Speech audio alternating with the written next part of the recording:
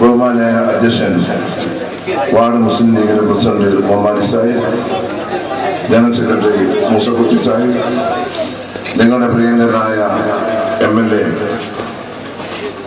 മുൻ മലപ്പുറം ജില്ലാ മുസ്ലിം ലീഗിന്റെ ജനറൽ സെക്രട്ടറിയും ബൈത്തുൽ പ്രസ്ഥാനത്തിന്റെ ശില്പിയുമായ പ്രിയപ്പെട്ട അമീദ് മാസ്റ്റർ MLA അവരുകളെ,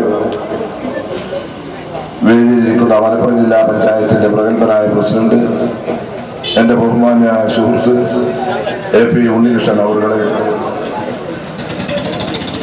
കാസർഗോഡ് ജില്ലാ മുസ്ലിം ലീഗിന്റെ സെക്രട്ടറിയും 1991 മഞ്ചേരി ലോക്സഭാ മണ്ഡലത്തിൽ ഇയാമത് സാഹിബ് സ്ഥാനാർത്ഥിയായി മത്സരിക്കുമ്പോൾ ആദ്യമായി നമുക്ക് ഒരു യുവ പ്രാസംഗികനെ അന്ന് വടക്കേ മലബാറിൽ നിന്ന് സംഭാവന ചെയ്തു ഇന്ന് ഈ സ്റ്റേജിൽ മുഖ്യ പ്രഭാഷണം നടത്തുന്ന എന്റെ പ്രിയങ്കരനായ സുഹൃത്ത് ബഷീർ വെള്ളിക്കോത്ത് അവരുടെ, വേദിയിലിരിക്കുന്ന എന്റെ സുഹൃത്ത് DPM ബഷീർ,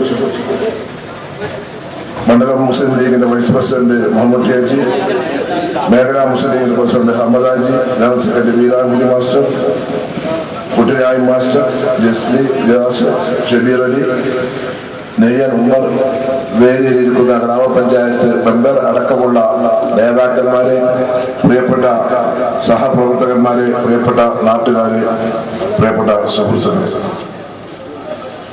ബൈത്തുറഹ്മയുടെ കാര്യങ്ങളെ സംബന്ധിച്ച്, അത് മുസ്ലിം ലീഗ് പ്രസ്ഥാനം നടപ്പിലാക്കിക്കൊണ്ടിരിക്കുന്ന കാര്യങ്ങളെ സംബന്ധിച്ചൊക്കെ വളരെ വിശദമായി തന്നെ അമീദ് മാസ്റ്റർ നിങ്ങളോട് സൂചിപ്പിച്ചു. എനിക്ക് ഇവിടെ വന്ന് നിങ്ങളോട് പറയാനുള്ളത് ഈ ആനുകാലിക രാഷ്ട്രീയ കാര്യങ്ങളെ സംബന്ധിച്ചാണ്. കഴിഞ്ഞ തെരഞ്ഞെടുപ്പിൽ ഐക്യ ജനാധിപത്യ മുന്നണി 5 കൊല്ലം കേരളം ഭരിച്ചു. മുസ്ലിം ലീഗ് അടക്കമുള്ള മുന്നണി കഴിഞ്ഞ തെരഞ്ഞെടുപ്പിൽ പ്രതിപക്ഷത്തായി. പക്ഷേ അതിന് ഒരു പോറലും ഏൽക്കാത്ത ഒരു രാഷ്ട്രീയ പാർട്ടിയാണ് ഇന്ത്യൻ യൂണിയൻ മുസ്ലിം ലീഗ്.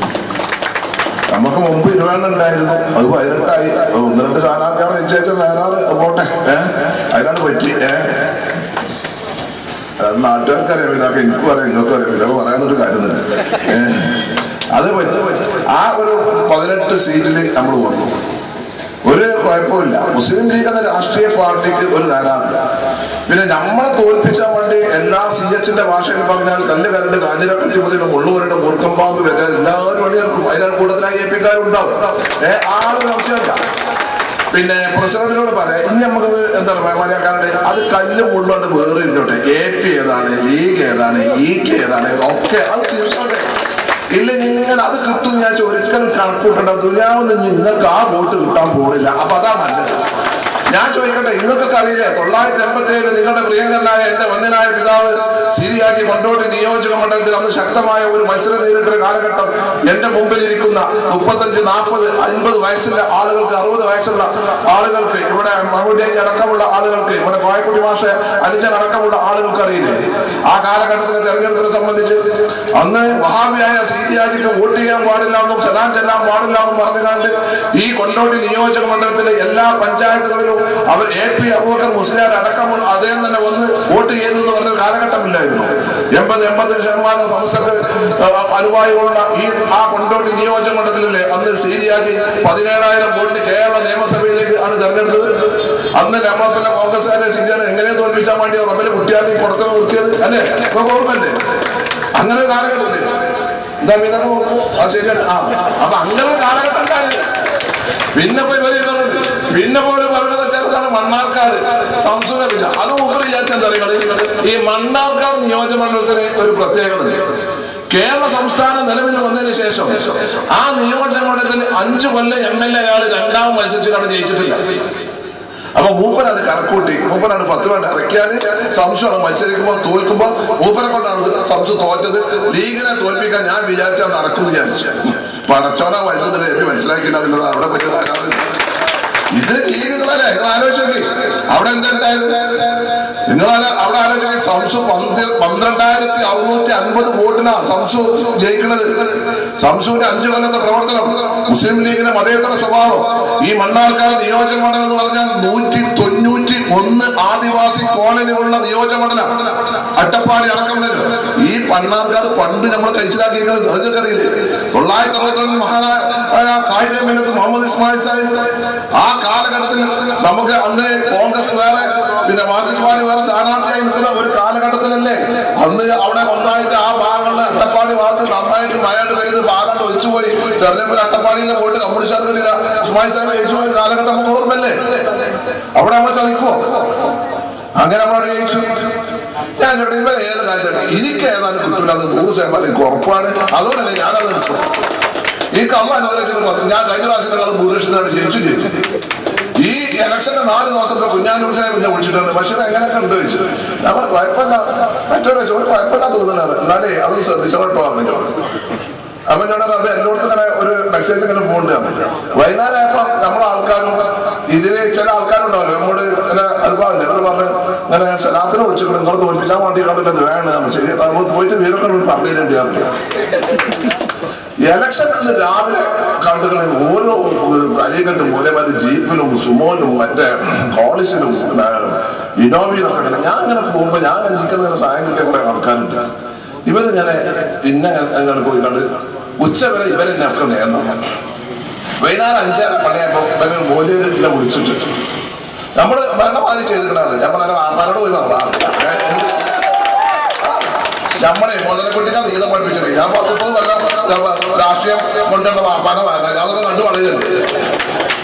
എഴുപതാണ് പറഞ്ഞാണ് ഏത് നമ്മളെ ജയിച്ചാണ്ടല്ല. പിന്നെ നമ്മളും തന്നെ എന്താ പറയാ ഈ നമ്മളിപ്പോ മറ്റുള്ളവരൊക്കെ വരുമ്പോ നമ്മളെ കുട്ടികൾ ഇത് മാറിക്ക് ഓരോ ശരിയാക്കി ഒന്ന് മൊഞ്ചാക്കി വിട്ടാട്ടാണ്. ഞാൻ മൊഞ്ചാക്കലുണ്ട്. നിങ്ങളെ മൊഞ്ചാക്കിയിട്ട് മറ്റൊരു മൊഞ്ചാക്കാൻ പറ്റുള്ളൂ. എമിതാക്കാരോട് ഞാൻ പറയാം നിങ്ങൾ വെറുതെ നിൽക്കാതെ ഈ കുട്ടികൾ ഈ പാർട്ടിക്കാരെ ഉണ്ടാവുള്ളൂ. ബാക്കിയൊക്കെ പിന്നെ നോക്കിയാൽ മതി. അതെനിക്ക് പറയാനുള്ളത്. എല്ലാവർക്കും വന്നു വിടുന്നതിന് ഒരു നക്കാരം. ഞാൻ ഇവിടെ നിൽക്കുന്നവരെ ഒന്നും നോക്കൂല. അത് നമുക്ക് നടക്കൂല. ആ നമുക്ക് പോകാൻ പറ്റില്ല. ഞാൻ കേൾക്കട്ടെ, ഒരു പ്രതിസന്ധി ഘട്ടത്തിൽ പാർട്ടിയുടെ കൂടെ ഈ സാധാരണക്കാരെ പാർട്ടിക്കാർക്ക് ആവശ്യമില്ല, ഒന്നുമില്ലല്ലോ. ഓൽക്കൊരു ഒരു നേതാവ്, ഓൽക്കൊരു സുരക്ഷ, ഓൽക്കൊരു സംരക്ഷണം, ഒരു വിഷയം വരുമ്പോൾ ഓൽക്ക് താങ്ങാൻ ഒരാൾ, അത്രയും നിങ്ങൾക്ക് ആവശ്യമുള്ളൂ. ഒരു അത്യാവശ്യ വികസന കാര്യങ്ങളൊക്കെ ഇപ്പോൾ നടന്നിട്ടുണ്ട്. ഇരിക്കാനും ഈ പള്ളിക്കൊന്നും ഇനിയിപ്പോ അടുത്ത 5 കൊല്ലത്തിനൊന്നും പിതാക്കൾക്ക് വലിയ മറ്റില്ല. ആ ആസി കൊണ്ടും ആ MLA കൊണ്ടും കൊടുത്തുകൊണ്ട് ഇങ്ങനെ ഇതിലൊക്കെ കാറിലൊക്കെ സർക്കിട്ട് അടിച്ചാൽ മതി. ഒരു കുഴപ്പമില്ല. ഒക്കെ ഉഷാറായിട്ട് ഒരുപാട് വികസന പ്രവർത്തനങ്ങളൊക്കെ നടന്ന നിയോജനമാണ് മലപ്പുറം ജില്ലയിലെ ഏറ്റവും അധികം വികസന പ്രവർത്തനം. പിന്നെ ഇപ്പൊ ഞാൻ പത്രത്തിൽ കണ്ടു ഇവിടുത്തെ 100 ആളാണ് പോയിരിക്കുന്നത്. ആര് അഞ്ചാഴ്ച ജയിലിൽ ഒരു പട്ടിനെ കുറിച്ചാണ് അയാളൊരു ഉറപ്പല്ലേ. വേറെ പത്രത്തിൽ ഇങ്ങനെ 100 ആള് ആകെ ഒന്നേ പോയിട്ടുള്ളത് എനിക്കറിയാം. 2 പൂജ കമ്മ്യൂണിസ്റ്റ് കൂട്ടിയതാ. കാര്യമല്ലോ. ആരായിട്ട് പോവുക? ഇവലെങ്ങനെ പറയും ഇരട്ടച്ചങ്കല മുഖ്യമന്ത്രി. ഇരട്ടിയില്ല, ഒരട്ടിയില്ല, ഒറ്റയില്ല. അയാളൊരു ഊതി വീർപ്പിച്ച ബലൂണല്ലേ പിണറായി വിജയൻ. എന്താക്കുന്നത് ഒന്ന് മരിക്കാൻ കഴിഞ്ഞു? ഇല്ല, ആൾക്കാരെ മുഴുവൻ വെറുപ്പിച്ചു. ഇല്ല, IAS ഉദ്യോഗസ്ഥന്മാരെ വെറുപ്പിച്ചു, നാട്ടുകാരെ വെറുപ്പിച്ചു, ആ പാർട്ടിക്കാരെ വെറുപ്പിച്ചു. എന്താണ് നടക്കുന്നത്? നിങ്ങൾ ആലോചിക്കപ്പെടും. ജലീലിനെ കൊടുക്കുന്ന കമ്മ്യൂണിസ്റ്റുകാരാ. നിങ്ങളെ പാർട്ടിയിൽ വേറെ നേതാക്കന്മാരൊന്നുമില്ലേ? നിങ്ങൾ ഈ വേറെ ആൾക്കാരെ കൊണ്ട് പ്രസംഗിപ്പിച്ചൂടെ? നിങ്ങൾ ആദ്യം CBI ഒരുക്കം. അത് കഴിഞ്ഞിട്ടാണ് ഞങ്ങൾ കോയമ്പേൽ അഹമ്മദാജിന്റെ ഇതായിട്ടാണ് മൂപ്പരെ ലീഗ് കൊടുക്കും.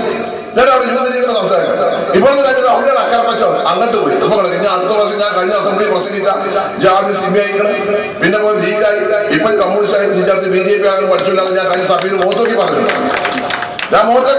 ഇവരൊക്കെ അങ്ങനെ ഉരുളിച്ച് പറയും. ഞാൻ പിന്നെ അതാണ് ഒന്നാക്കാൻ പറയാം. പിന്നെ അതിന് വിഷയം വേണ്ട. നിങ്ങൾ ആലോചിച്ച് നോക്കണം. മൂപ്പര് മന്ത്രിയായിട്ട് എന്തൊക്കെയാ പറയണത്? മൂപ്പര് മന്ത്രിയായിട്ട് തന്നെ മൂപ്പര് പറഞ്ഞത് പിന്നെ നമ്മുടെ TV ഇബ്രാഹിം സാഹിബ്, നമ്മളെ കൊണ്ടോട്ടി MLA അറിയാം. TV പ്രസംഗത്തിൽ പറഞ്ഞു, ഒരു ഡിമാൻഡ് ചർച്ചയിൽ പങ്കെടുക്കുമ്പോൾ പറഞ്ഞു പോലീസ് മുസ്ലിങ്ങൾക്ക് താടി വെക്കാനുള്ള അനുവാദമില്ല, അതുകൊണ്ട് മുസ്ലിങ്ങൾക്ക് താടി വെക്കാനുള്ള ഒരു അനുവാദം, ഒരു മര്യാദക്കല താടി അതേ പറഞ്ഞു. അപ്പൊ അത് വെക്കാനുള്ള അനുവാദം കൊടുക്കാം എന്ന് പറഞ്ഞു. അതിന് മന്ത്രി പിണറായി മറുപടി പറഞ്ഞാൽ മതി. മൂപ്പരുടെ ന്യൂനപക്ഷ വകുപ്പിലെ മന്ത്രി അങ്ങനെ ഏറ്റിട്ട് പറഞ്ഞു ഇസ്ലാമിൽ അങ്ങനെ താടി നിർബന്ധമില്ലാണ് പോരെ, അവിടെ തന്നെ പറ്റിയില്ലേ ഒന്ന്. അപ്പൊ കുഞ്ഞാലി സാഹിബ് എണീറ്റിട്ട് പറഞ്ഞു അതൊക്കെ ഒരു വിശ്വാസത്തിന്റെ ഭാഗമാണ്, അതൊന്നും സഭയിൽ ചർച്ച ചെയ്യേണ്ട വിഷയമല്ല, അതൊരു ആവശ്യം പറഞ്ഞു. ഗവൺമെന്റിന് പരിഗണിക്കാൻ പറ്റുമെങ്കിൽ പരിഗണിക്കാൻ പറ്റില്ലെങ്കിൽ പരിഗണിക്കാൻ പറ്റില്ല. അതിനിപ്പോ പിന്നെ തുടങ്ങി CH താടി ഉണ്ടായിരുന്നു, കുഞ്ഞാലി സാഹിബിന് താടി ഉണ്ടായി, അമീത് മാസ്റ്ററിന് താടി ഉണ്ടോ ഒക്കെ ചോദിച്ചു. അപ്പോ അവിടെ ചർച്ച നടന്നപ്പോ അവരെ പാർട്ടിക്കാരൻ്റെ അടുത്ത് വേണ്ടാത്ത ഒരു തീക്കാളും കൊണ്ട് ഞാൻ ചോദിച്ചു ഗോഡ് ഫാദറിന് താടിയുണ്ട് ചോദിച്ചു, അതേപോലെ വാപ്പാക്ക് താടിയില്ല ചോദിച്ചു. പിന്നെ ചോദിച്ചു ഗോഡ് ഫാദറിന് താടിയില്ല ചോദിച്ചു, എപിക്ക് താടിയുണ്ടല്ലോ, ഇവൻ താടി ഇല്ലാന്ന് പറയാൻ പറ്റില്ലല്ലോ. അതിന് പിന്നെ പ്രശ്നം ഗോഡ് ഫാദർ ആരും ചോദിച്ചു, ആരും വീട്ടിൽ ഞാൻ പറഞ്ഞ വാപ്പാന്ന്. അപ്പൊ പിന്നെ പ്രശ്നമായി. വാപ്പാനെ പറഞ്ഞു. ഞാൻ കേട്ടു ഫാദറിന്റെ മലയാളം എന്താ? നമ്മ മുസ്ലിങ്ങള് യൂസ് യുവർ ഫാദർ ചോദിച്ചാൽ ഫാദർ എന്റെ വാപ്പ ശരിയായി അല്ലേ? അപ്പൊ ഞാൻ മലയാളത്തിൽ വാപ്പാന്ന് പറഞ്ഞു. ഹിന്ദുക്കളാണെങ്കിൽ അച്ഛൻ അറിയും, ക്രിസ്ത്യാനാണെങ്കിൽ പപ്പ അറിയും. അതിന് പേര് വാളായി. ഞാനാ പറഞ്ഞോളാണ് ഇത് മാറ്റി പറയാൻ പറ്റില്ല. പിന്നെ കഴിഞ്ഞ വായിച്ചു ഞാൻ പറഞ്ഞാൽ മറ്റേ ലഭ്യാണ്. അപ്പൊ ഏപ്പിനെ പറ്റിയ പരാമർശം എങ്ങനെയാണ്? ഞാൻ പറഞ്ഞത് നീക്കം ചെയ്യാൻ പറ്റൂല. അതൊക്കെ രേഖ കിടക്കേണ്ട കാര്യങ്ങളല്ലേ.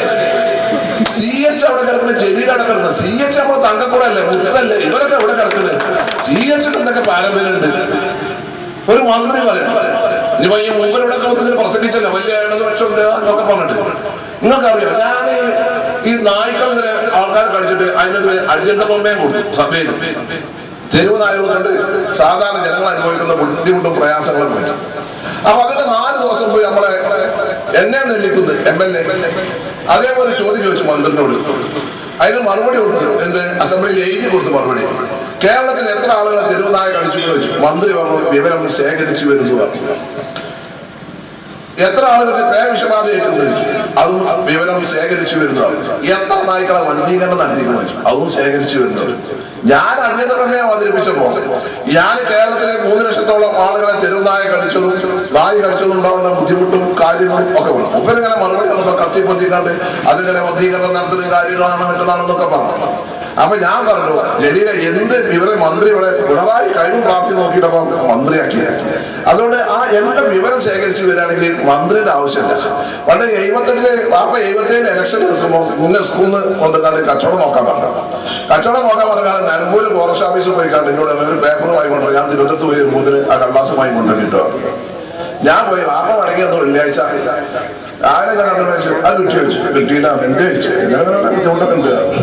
എന്നോട് അത് ആ കടലാസ് കണ്ട് വാങ്ങിക്കൊണ്ടുവരാനാണെങ്കിൽ അവിടെ ഒരു പ്യൂണായിന്ന് വാങ്ങണമെങ്കിൽ എന്റെ ഉമ്മാനെ പറഞ്ഞാൽ മതി. അത് നടത്താൻ എന്നെ പറഞ്ഞിട്ടോ. അല്ല ഒരു പറഞ്ഞൊരു കാര്യമുണ്ടോ അത് നടത്തിക്കൊണ്ടിരാണെന്ന് എന്റെ കൈ സാങ്കേതികത പറയാനുള്ളൂ.